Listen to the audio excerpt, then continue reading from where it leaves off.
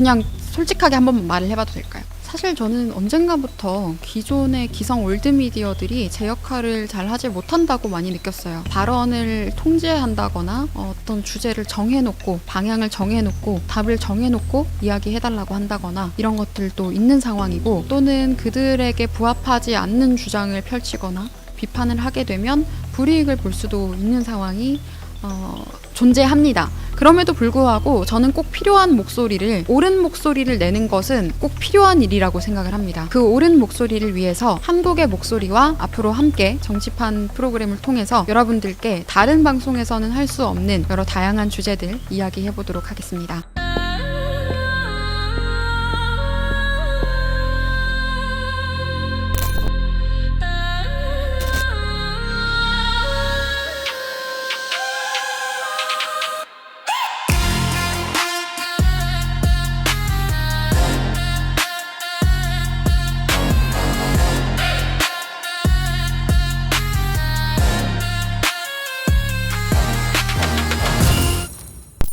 전 솔직하게 이야기하면 이런 정치 행태가 역겹습니다. 본인들에게 이득이 될 때는 윤석열 대통령 팔아서 이득도 다 챙기고, 그리고 끝까지 어떻게 해서든지 윤석열 대통령을 또 훼손하면서까지 본인들의 정치적 명분을 날조하고 또 이권을 챙기려는 이런 지독한 모습들이 너무나도 역하다라고 말씀을 드리고 싶고요. 정치인이라면 본인의 주장과 가치를 통해서 국민을 설득하고 지지를 받아야 되는 겁니다. 그런데 자신의 이름으로는 그렇게 할 용기도 없고 명분도 없으니까 국민적 지지를 받고 있는 윤석열 대통령을 훼손하고 소비해가면서 그들의 이권만 차지하고 있는 이 비겁한 세력들, 국민들께서 엔초파도스라는 비판을 하시는 것도 당연하다라고 생각합니다. 1차적으로 지지율이 크게 꺾였던 시점은 장동혁 대표가 주황색 넥타이를 메고 사과를 했던 시점이었습니다. 계엄사과, 대리사과를 했던 시점이었는데, 그리고 그때 이상했었던 것은 주황색 넥타이에 의미 부여를 했었는데요. 개혁신당 당색이다라는 지적들이 있었는데, 해당 기사를 보면 장동혁 대표가 직접 골랐다라는 부분들이 중점적으로 보도가 되어 있습니다. 그때 계엄사과를 시점으로 많은 주요 지지층들이 실망을 하고 이탈을 했었는데, 2차적으로 또 크게 이탈을 했었던 것은 전륜 결의문. 사실상 윤석열 대통령은 지난 조기 대선 당시에 탈당을 해주면서 더 이상 본인 때문에 소모적인 언쟁이 없었으면 좋겠다라고 명확히 밝혔음에도 불구하고 국민의힘의 많은 정치인들은 계속해서 윤석열 대통령을 놓고 전륜 유무를 따지면서 소모전을 해왔었는데요. 사과 한 번으로도 안 됐었는지 결국에는 의원 전원 결의문까지도 내게 됩니다. 이미 윤석열 대통령이 탈당을 한 상황에서 윤석열 대통령의 정치적 복귀를 반대한다는 내용을 담은 전륜 결의문을 내면서 기존의 지지층들, 남아있었던 기존 지지층들도 이탈하는 결과를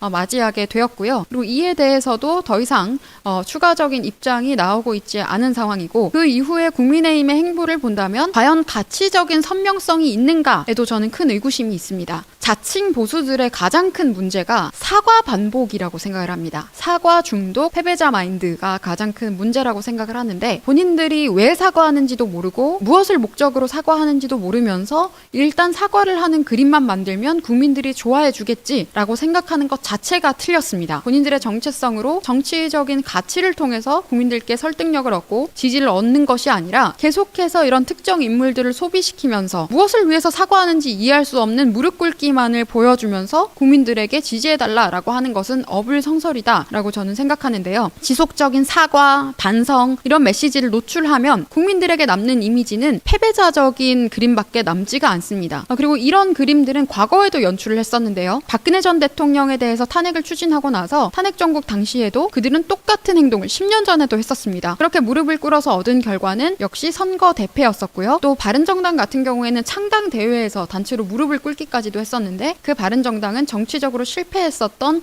이익집단이다라는 비판도 받기도 했었습니다. 그럼 과거의 잘못을 왜 반복하는 것인지, 정치적으로 학습 능력이 있다면 해선 안 될 행동들을 왜 계속 지속하고 있는 것인지, 이런 행보를 지속하기 때문에 당연히 지지층 이탈이 가속화될 수밖에 없는 것이고, 또 지금 국민의힘의 지지율에 가장 악영향을 주는 큰 리스크는 바로 신천지 리스크입니다. 이재명 정부의 정규 유착 합수본이 작년 하반기부터 계속해서 이 사안을 수사하고 있고, 계속 단독 보도들이 쏟아지고 있어요. 계속 신천지 프레임을 통해서 국민의힘을 공격하고 있는데, 국민의힘은 이에 대해서 제대로 대응을 하지 못하고 있습니다. 통일교 게이트에 대한 비판은 있지만 관련된 부분들에 대해서 정리하고 가지 않는 것들, 그렇게 해서 계속 부정적인 사이비 프레임 같은 것들에 노출이 되고 있는데 이런 것들은 정리를 하지 못하고 그러면서 공천 갈등을 또 만들고 있고 정치적으로도 이도 저도 아닌 왔다 갔다 마음대로 하는 기회주의적인 모습을 보이고 있기 때문에 스스로 국민의 신뢰를 잃고 있다라고 저는 말씀을 드려야 할 것 같고요. 정당은 원칙과 가치가 생명입니다. 그런데 원칙도 없고 가치도 없는 정당은 당연히 국민에게 외면받을 수밖에 없습니다. 그리고 우리가 선명한 가치를 되살릴 수 있었던 구심점인 윤석열 대통령에 대해서 본인들이 이권을 위해서 입장을 바꾸면서 이용하는 장면을 보고 수많은 국민들께서 지지를 철회하시고 이탈한 상황인 것이고, 앞으로 이런 부분들에 대해서 가치를 재정립하고 원칙을 재정립하지 않는다면 국민의힘의 지지율 이탈은 보다 가속화될 것으로 전망합니다.